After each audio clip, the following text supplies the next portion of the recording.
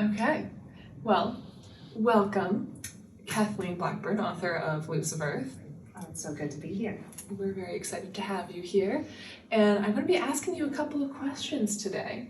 All right. So I guess I'll dive right in. Yeah, let's do this. You've written a book about family, about grief, about sickness, and importantly about environmental issues.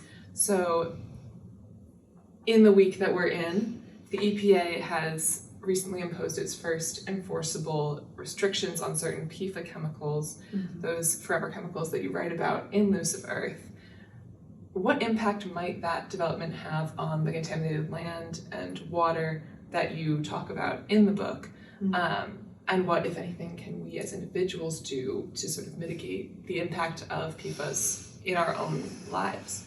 Oh, these are great questions.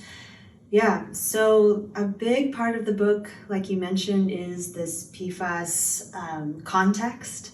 My father was a former Air Force pilot, and his father was in the Air Force, his father before him, so he's part of this long lineage of Air Force military service people. And he spent, I discovered in the research I did for this book, time in and around military sites that it's turned out that the groundwater has been contaminated by PFAS from firefighting foams that were used routinely since the late 1960s. And so for decades, these chemicals, which do not break down naturally once they enter into soil and water, have been accumulating in groundwater. And they likewise, what we store in our water ends up getting stored in our bodies, unfortunately. And once PFAS enter the bloodstream, and if you're exposed to them repeatedly, they can build up in your blood too, and they are endocrine disruptors and can cause all kinds of diseases and hazards to one's health, including cancer.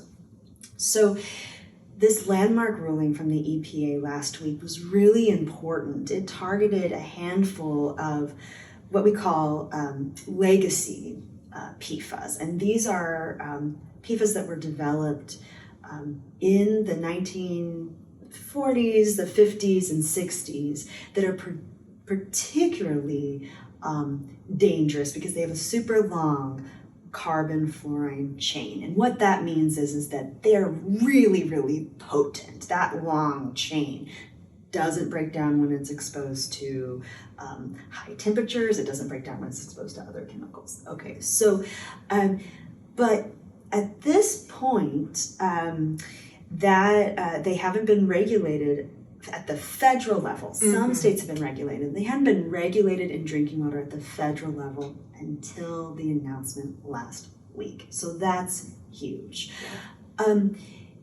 6 might sound like a small number. I was going to say, that PFAS. sounds like it's a fraction of what the whole It's a issue really is. small fraction. At this point, companies have manufactured literally thousands of chemical formulations of PFAS. And that's legal?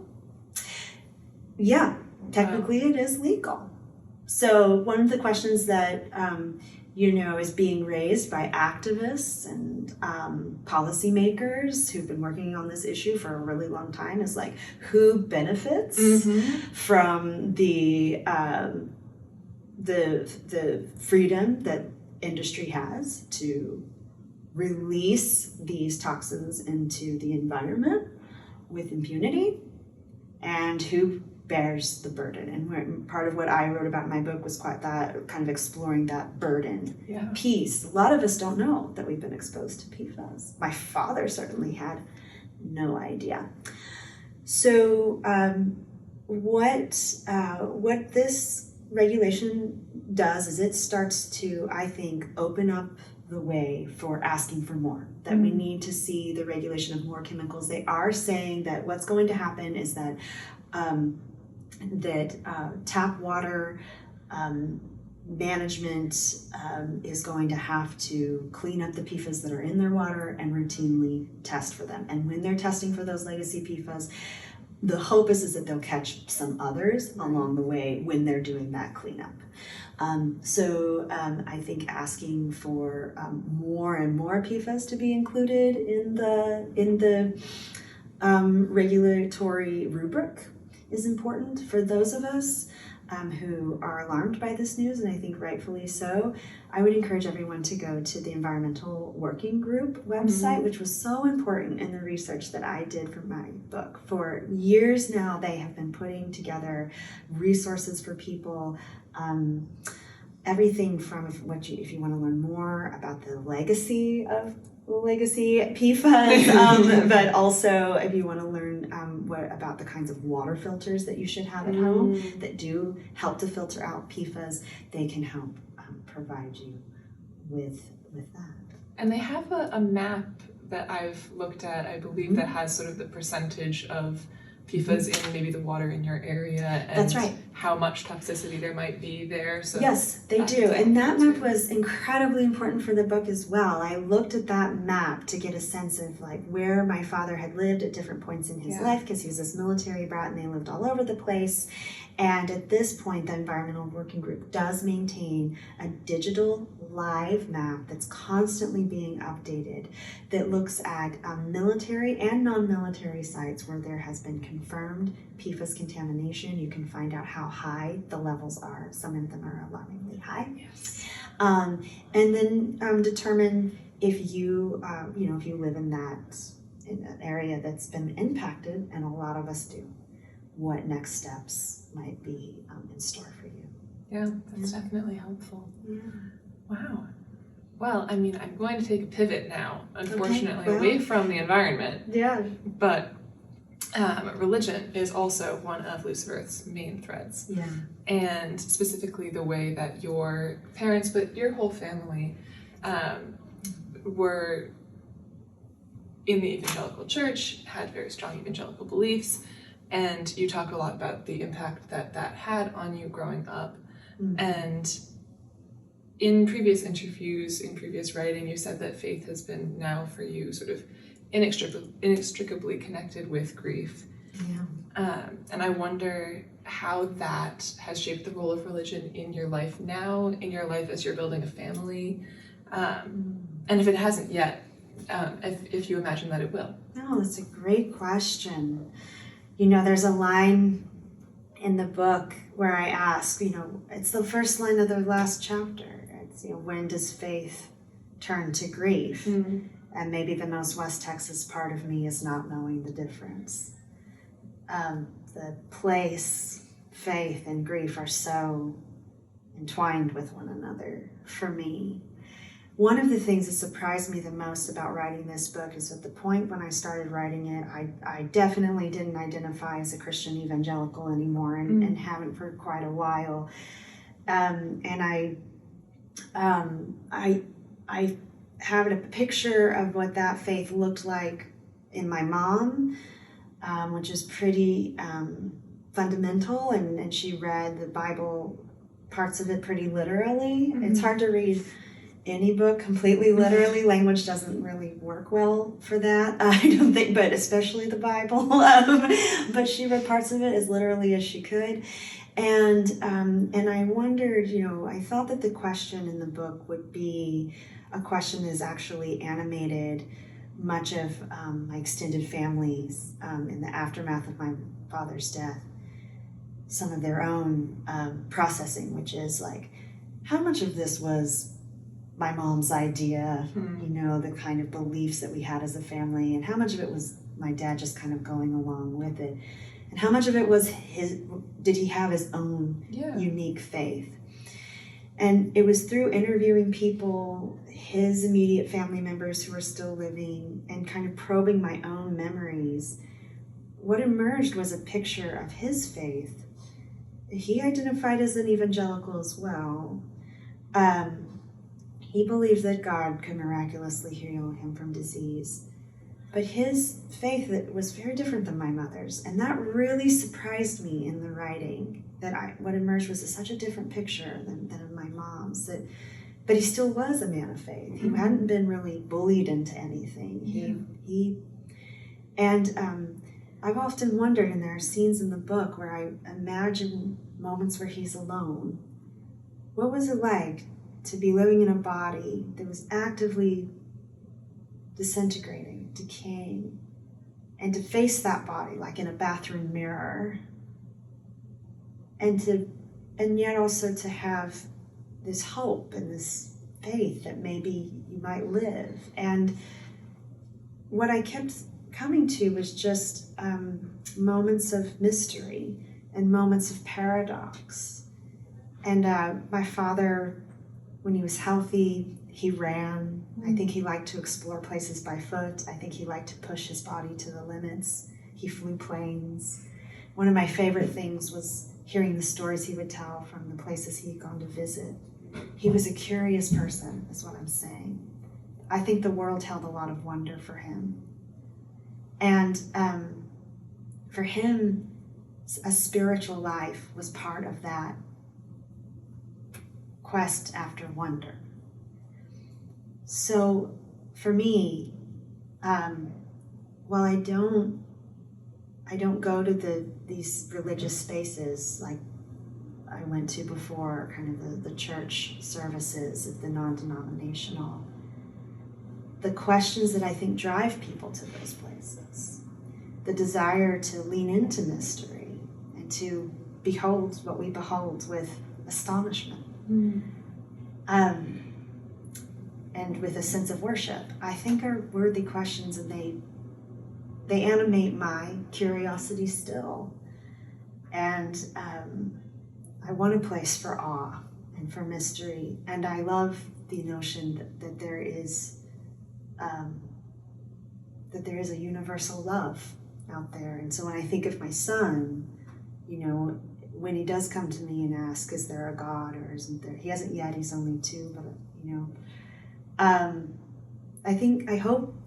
don't know what I'll say exactly. Maybe I'll tell him I'm not sure, but if there is one, a lot of people believe that it's a loving one. And I hope that he can come of age believing that this world is full of worthy mysteries and of loving force.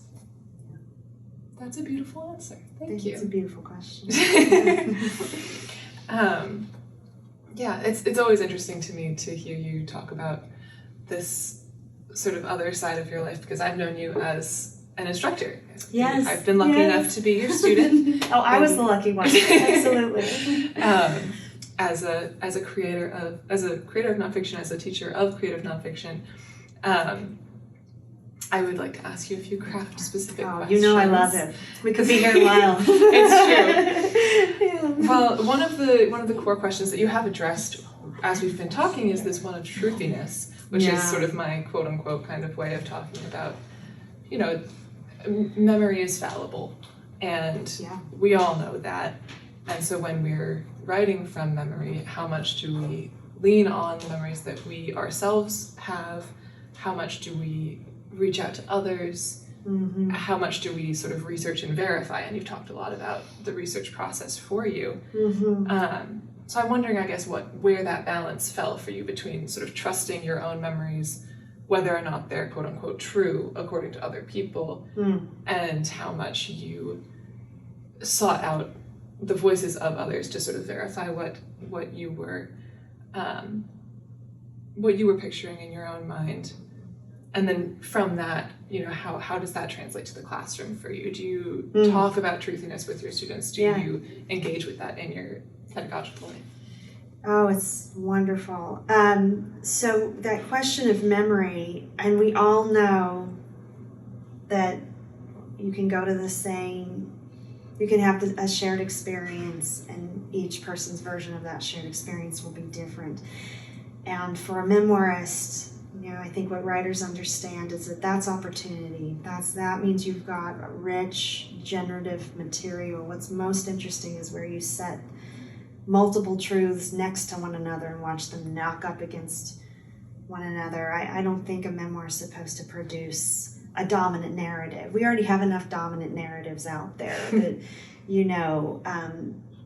become so ingrained that they become myths, really, and legend, and usually you get in a little bit of trouble for kicking at them, questioning them. I think the memoir is kind of supposed to push against the dominant narrative that we have as individuals about ourselves and our experiences, and that our families have, and then it goes on up, institutions. And for my book, the institutions I was interested in questioning were like the church, and then these manufacturers and the Department of Defense. So, no big deal. Small fish.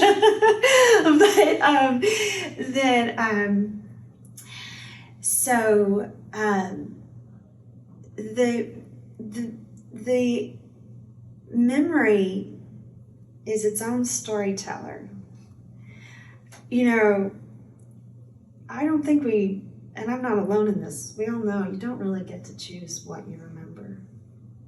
And you'll go to something and you'll think, I just really want to remember everything about this. And you take pictures and you'll take notes, and we're all doing this because we know that our memories are meanwhile absolutely curating what is going on.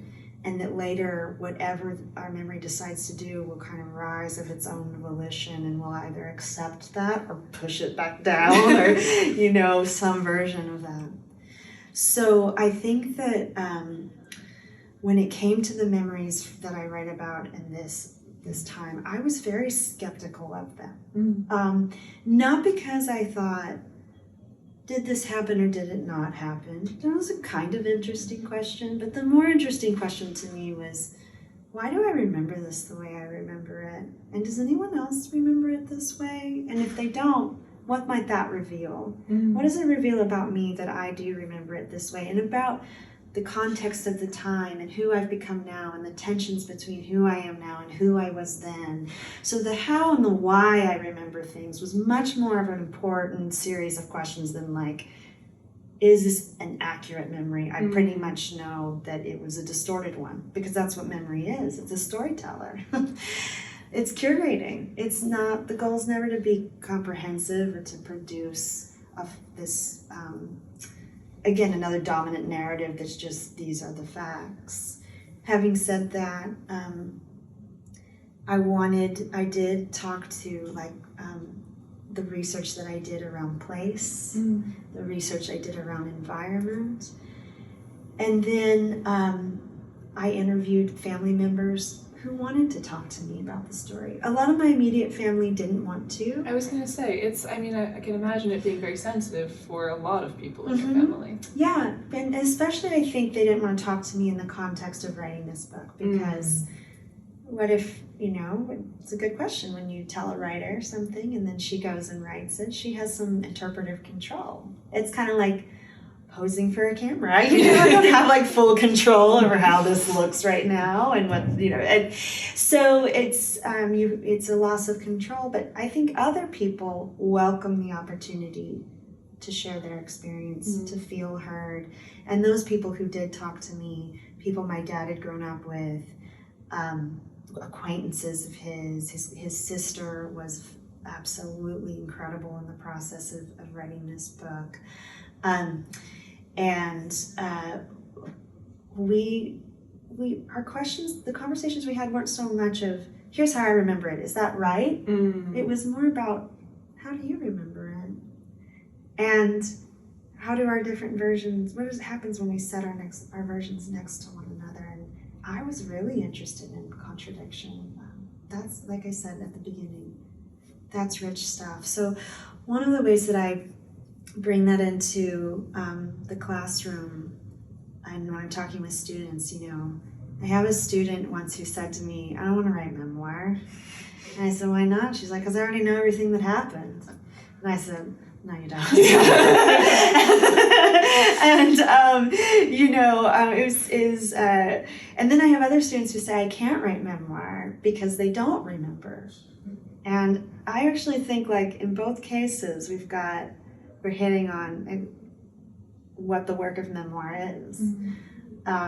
Getting at writing from a place of wonder and curiosity. There's that word wonder again. Curiosity, orienting yourself toward what you don't know. Yes, I lived this.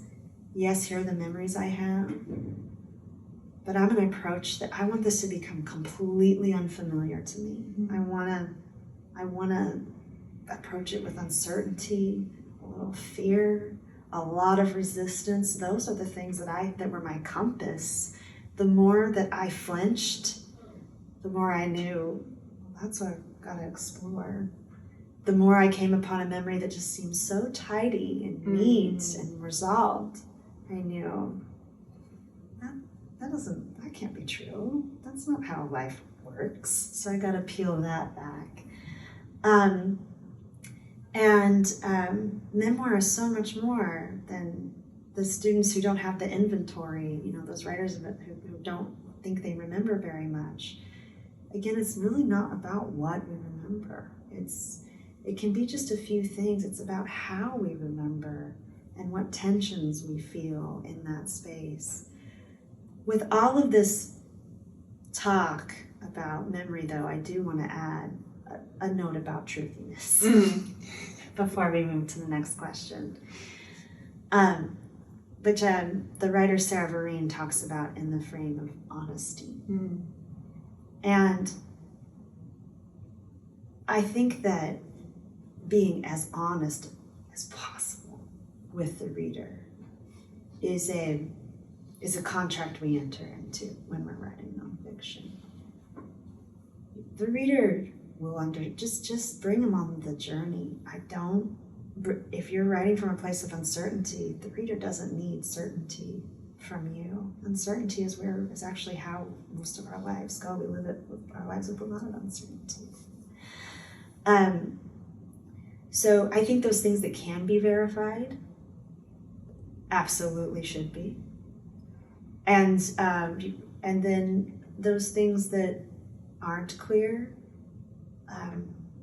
for a writer to be anything less than 100% honest with the reader I frankly see it as an abuse of power, of the power of narration, of the power of story. A reader comes to a book with vulnerably and with trust, and that trust should be met with nothing but the most honest and, where possible, accurate picture you can give them.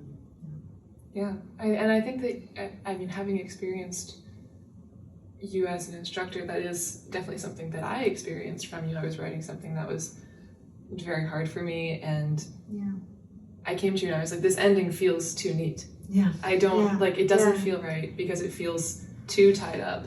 Yeah. And you basically told me to keep digging until I hit the thing that I didn't actually want to talk about. Yeah. And it was basically because of that it became a piece that I'm really proud of. So I think that's very powerful. And it makes me wonder also, you are someone who's written a lot more short form work than you have long form. Yeah. Did you think that, when you hit on this, I need to write about this, it's something that happened to me, did you always know that writing was going to be a book-length work? Or is that something that sort of came to you in the sort of more recent past? I knew that this memoir was a book from the first draft. But I never would have thought my first book would be this memoir to answer that question. So, but you're absolutely right. My early becoming of a writer and training in this art, because it's a craft, you have to learn how to do it, just like you learn how to play an instrument. So I was in writing personal essays, literary essays, short form, and I often think that we writers write on a spectrum, and some of us are more minimalists, and then we add, and some of us are maximalists, and then we take away. And I was a minimalist, and I would just sort of write in these fragmented forms, and I would kind of fill them in and so on. And I really had to get a handle on the relationship between story and structure. And I also I had to, this may seem, we're talking about craft, getting really precise with metaphor. I had a professor tell me once, like, 80% of your metaphors work. And I was like, well, I need 100% of them to work. I had to work on dialogue, because I've got a good ear, I can hear a good line, and I have heard good lines that kind of had that ability my whole life. But to transfer that to the page took time, and then finally, even like crafting my own voice on the page. I talk about this a lot. It's such an irony that it's like how much work it takes to learn how to sound like yourself. And for some writers, they describe it as a kind of like remembering what you sound like, and I think that's right, because we learn when we're learning formally how to write, we're told not to use the first person, and it's very strongly ingrained in us that like sounding like yourself is a bad thing. You need to sound like someone else, and we learn how to do that, and we become really good at sounding like someone else, and so to kind of unlearn that and learn what you sound like on the page. And that's what writing this book taught me. The first when I started kind of hemorrhaging these memories, which is what the experience sort of felt like in the summer of 2017, I think one of the reasons that I call it a nervous breakdown in the book, but it kind of felt like it was. I'd had sort of this triggering experience encountering some old videos that my dad had made as a young pilot, and I had only watched, I hadn't seen them in like 20 years, and more than that actually, but he had been gone 19 years. And when I saw them, all this careful, like repressed thing of that time just came undone in a matter of seconds. And I write about that in the book, but that was the generative moment of writing the first draft of this book. But I also think that there's a part of my writing brain that knew I could handle this story now, that I could write it now, and I couldn't have written it before. I didn't have the reps. I didn't have the craft. I didn't have the skills. So the release of those memories would have just sent me to a therapist. I mean, they did. I did. Thank goodness. I had a therapist, but I also knew how to get them on the page. But I wrote the first draft. I do longhand first, and I wrote 400 pages in a month. It came out as a book. It was a massive labor experience. And then I spent 6 years revising it. So it didn't come out clean. Yeah. But I did know it was a book. I was just stunned and a little, what's the word, terrified that this was the book. Yeah. Yeah. It becomes something physical when it's been just internal. Well, yeah, and I couldn't call my mom and say, well, I'm writing a book about birds, and it's going to be that's and nobody can be like, pre-order it now. Oh, okay, this is fine. We don't have to worry about what she's writing about. I think everyone's worst fears came true, including my own. Yeah, fair enough. Do you think, I mean, there's that famous saying, which I'm going to butcher, that all writers are writing about the same thing in all of their writing. Yes. Each individual writer is writing about the same thing all the time. Yes. Yes. Do you think that you will write another long form book? Yeah. And if so, do you think that it will be, do you think this will be a departure from something that you've now been able to flesh out a little Yeah. bit more, or do you think that you'll continue to dig deeper into the things you explore in Loose of Earth? Yeah. Maybe it's not something you've thought about really yet, given that you're in the midst of about to publish this book. Yeah. Oh, I've been thinking about that. Originally, Loose of Earth went a little further in the timeline. It went kind of beyond when my father passes away and gets into the aftermath. And it was clear, it became clear to me that now that's a different book. And so I've got that kind of draft waiting in the wings that thinks about the aftermath of the things that are set in motion and accelerated in Loose of Earth. And aftermath is a powerful concept to begin with in this kind of story. Absolutely, because you're talking about grief. This family was so tightly, the goal of my parents was to just create like the ultimate nuclear isolated family. And I write at the end that it was like the roof had been blown off of our house. So what happens when there's this scattering becomes a huge question. It's also a term we use in environmental pollution. Like, what is the aftermath of industry? What is the aftermath of the release of these, carcinogenic chemicals into our water and into our bodies? So I do think that concept is just an inevitable one following this book. I totally think that the question that every writer circles the same question. I've heard a writer once say that his interpretation of that for like Toni Morrison, I remember exactly who said this, but we're on record, so I won't dox him. I think he was right, but I won't. Was that how is love simultaneously the most creative and destructive force? And that you could see the way that her books circle that question again and again. I think he has, I don't know if she said that ever, but you can see that in the books for sure. And so I think about my question. I think I have an idea of what it might be, but I'm gonna have to write the second book to really find out. What I wanna say is I'm reminded of a conversation I had with you actually about almost a year ago.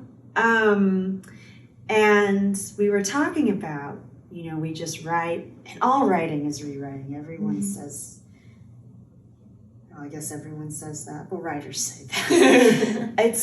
It's all a retelling. It's all a remembering. But there was a point where I'd been working on Loose of Earth for a while, and I wasn't sure if it would ever see the light of day. And it was past that point when you and I were talking, but you asked me a question like, does it feel like you've made it now? I had like a publisher, UT Press, and I had an agent, and I remember very well, this is how I remember it, Elizabeth. You might have a different version. I was lying on my bed staring at my ceiling on the phone, So we'll see how these knock up next to each other. But I remember thinking, at least thinking, and hopefully maybe partially saying, that the moment that I feel like I really made it as a writer was I was about 4 years into writing the manuscript, and I was in the depths of despair because I just thought, I don't know if this thing is ever going to see the light of day, and it's an important story, and it's a deeply personal one, and also like, hello, where have the last almost 5 years gone? And I called my good friend, who I will dox, Nick White, and wonderful writer, and I just asked him, what do you do when you feel like this? And he said the exact right thing, which is always what he does on the page and in person. And he said, for a writer, the only thing a piece of writing owes you is to prepare you to write the next thing. That's the success. That's the measure of its success. And did it and maybe the next thing is the next revision, or maybe the next thing is an entirely different project. And for me, I think I made it as a writer when I survived that dark night of the soul and believed him, and went back and wrote it again, revised it again. So what I'm really curious about knowing is, what did Loose of Earth teach me?